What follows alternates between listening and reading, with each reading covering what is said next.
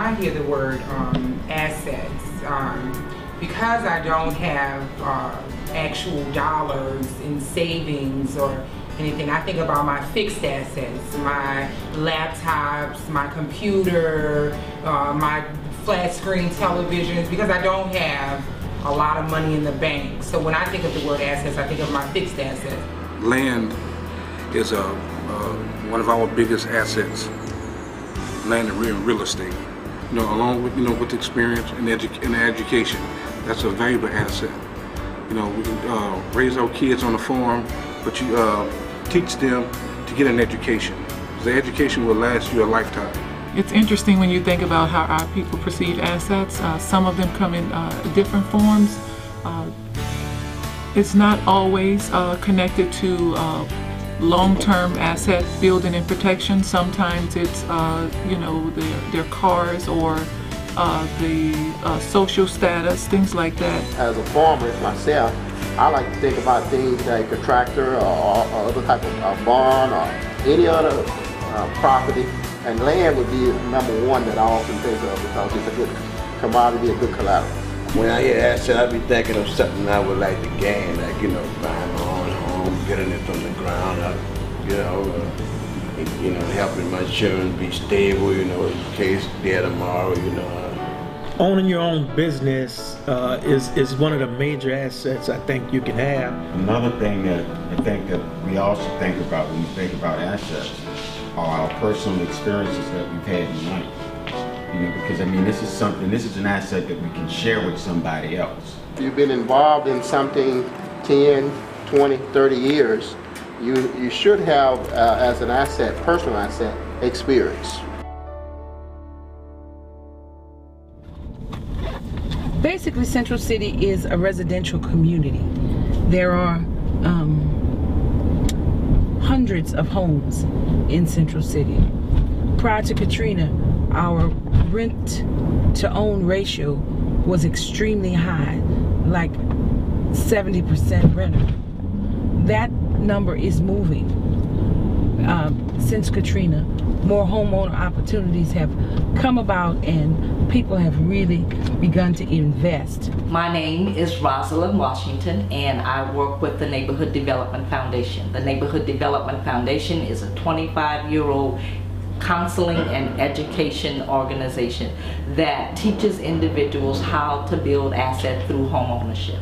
Assets in Central City and assets in the name of the Neighborhood Development Foundation comes in the form of housing. I think that minorities and low-income people lack assets because there is a lack of information about exactly what that is. There is a lack of information that could probably just scare the bejeebies out of most people. If you tell them that they have this responsibility that goes along with this privilege, but they don't quite understand what it is that I need to do when I walk into this bank.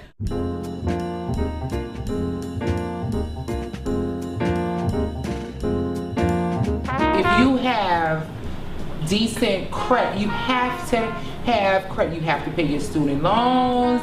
You have to taxes. You have to have credit to buy. You have to have credit to do anything. They taking away the grants, student loans and stuff like that. The food stamps, the health care and stuff like that. So when all this is not there 5 to 10 years from now, what do we have to fall on? So it's about home ownership for us. We know that that is the one asset builder that low wealth people can achieve easily, and we want to make sure that everybody gets an opportunity should they desire. I'm a single mother. I would like to be able to provide for my son and not have to push him toward basketball and football or something like that to make it to on a university level. So that I would like to be a homeowner. I would like to find a position that's paying me what I think that I should be making. We are used to living in neighborhoods and houses where we know our neighbors next door and the ones across the street, because families live for generations. in Central City? Yes, we have lots of folks that come through the door. We don't say that everybody should become a homeowner, but we believe that everybody should have the opportunity to make the decision. But it's going to take a lot of discipline. And that's the start. I started one project with a garden that's making hot sauce. I don't know if you guys heard of the St. Thomas Salt and Pepper hot sauce. If we can launch that and get that off the ground, that'd be one thing.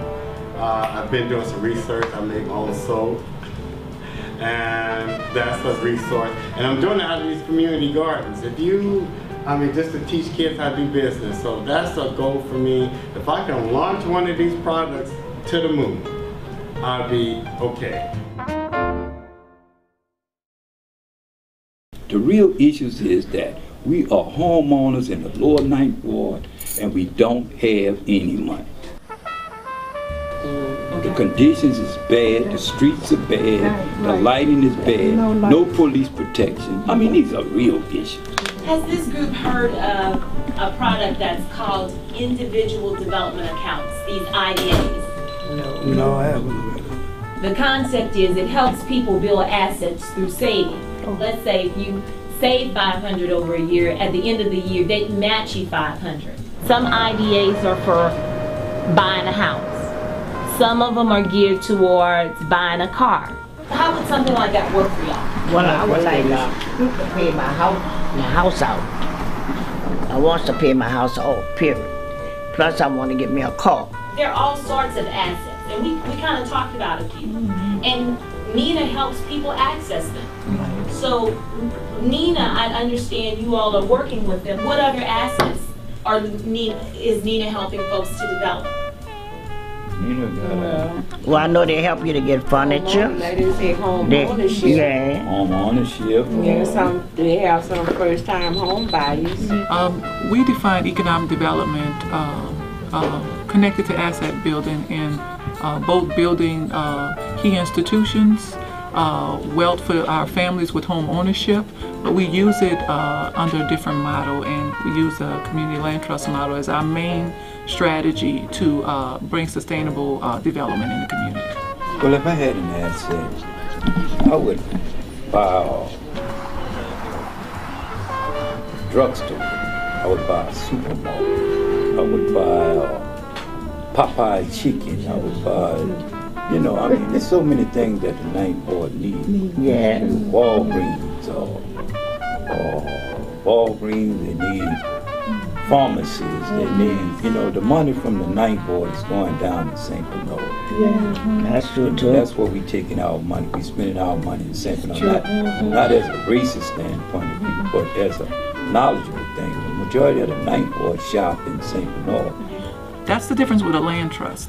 The land trust does not take the subsidy or the public resource or the investment that the community at large has brought to the table and allow it to go away into another community or another city. It remains intact. So I will tell you differently, while we want to help individuals, we are really focused on building community wealth for the long term. But it doesn't matter who's on the lot. When you're a part of this community, you share in the wealth.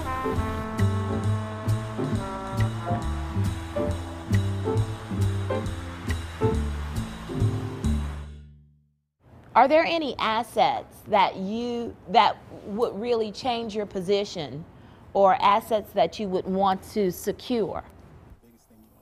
Land.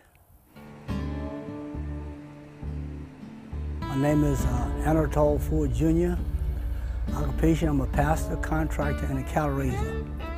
I live in Hickory Hill, resident here in Margaret, Louisiana. So I know this land, I know the community, I know the layout, I know the people very well.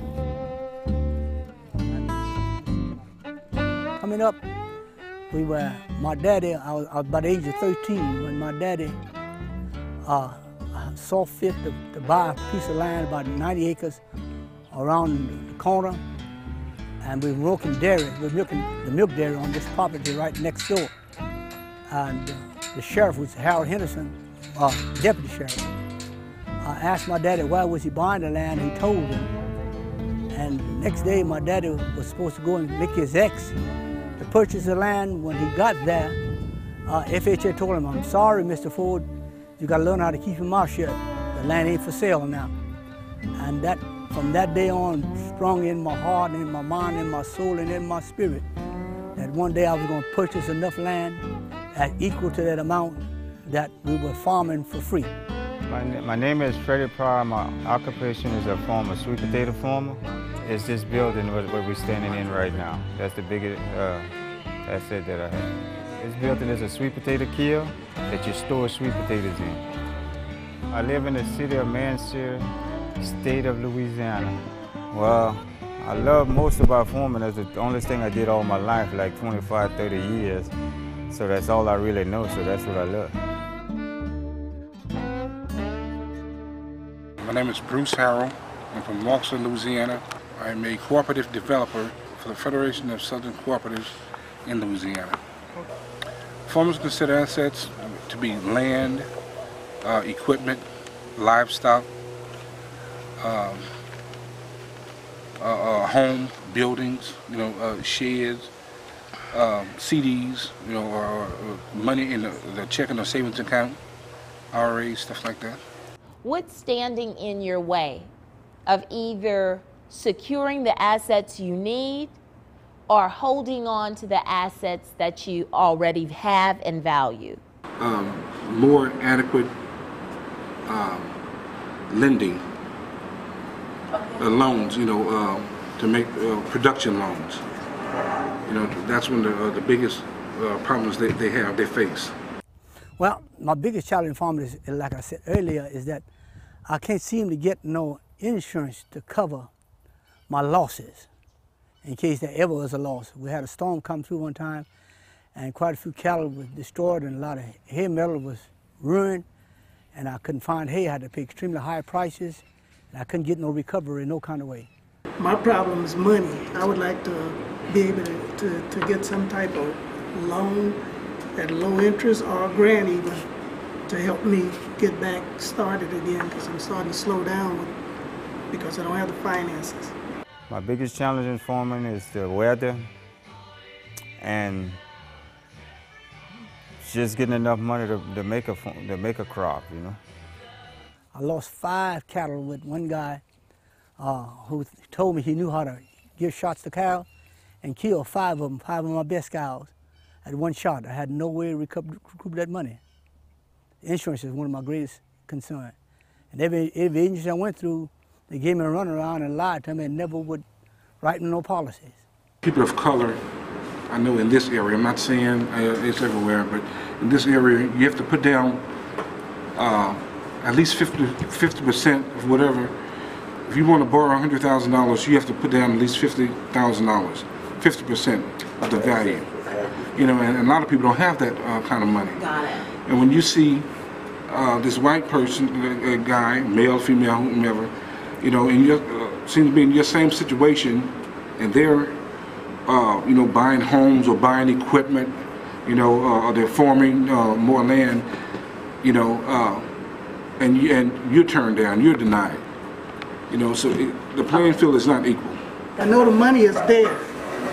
It's knowing how to go through the proper channels to get the paperwork done and gain access to this money. Because I had a situation for 3 years. I go down there and they keep turning me down even for any kind of loan. And then I asked them about a grant. And same office, same 2 people work there, I got 2 different answers. One said we don't give grants. One guy tells me we give grants all the time. We give out millions of dollars a year. And he sent me paperwork, but I didn't know how to fill it out because it was a stack of paperwork about a ½ inch thick, and there was no way that I could complete this. Needed help there. The price of things is outrageous.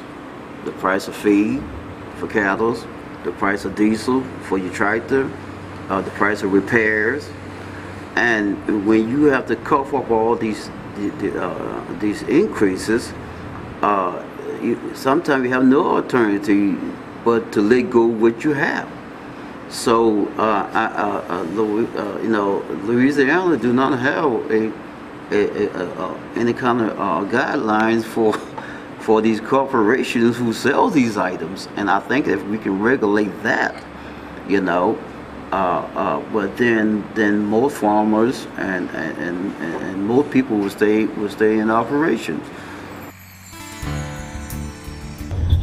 Each community determines what is its assets.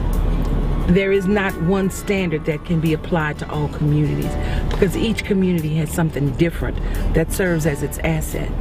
I'm in college now, working towards my degree because I have parents in this situation and, you know, struggling. So I'm going to have it better for my life. So I'm working towards a degree in nursing so I can have money to take care of myself and don't have to depend on the government for anything to take care of me. You have some responsibilities that come along with the privilege of you being a homeowner, and that's the kind of information that's explained to them about what this asset now means. And not only that, but you're just a caretaker for this particular piece of asset that hopefully you will be able to nourish and pass on to your children so that your children will have a leg up more than you did when they get started in this process. The family might grow up and part and go different places, but we can always come back to the land. If the homestead, the old house is there, it's the gathering place for family reunions. It's the place where if you get in trouble financially, like what's going on with the automobile industry in Detroit, you can always come home. And that's a good feeling to know that you can always come home.